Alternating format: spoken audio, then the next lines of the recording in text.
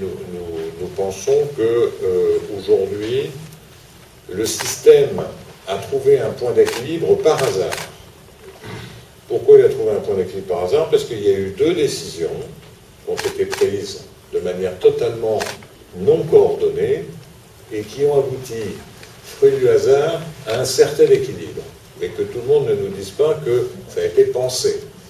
C'est-à-dire que d'un côté, on a lancé tous azimuts des chaînes de la TNT, publiques et privées, d'ailleurs le public est allé gaiement,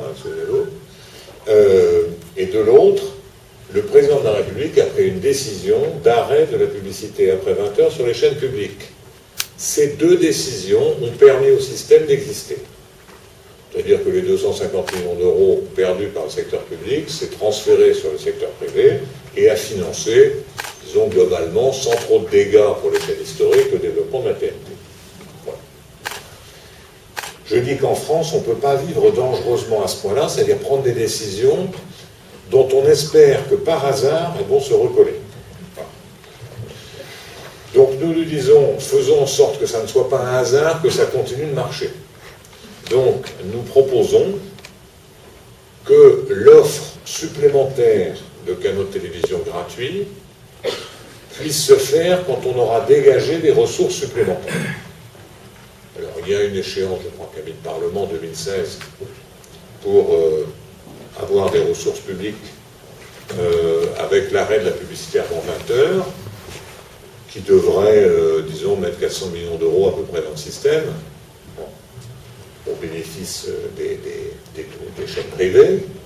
Dans ces cas-là, peut-être qu'on pourra créer de nouvelles chaînes privées. En tous les cas, de manière économique et à l'avantage de la création.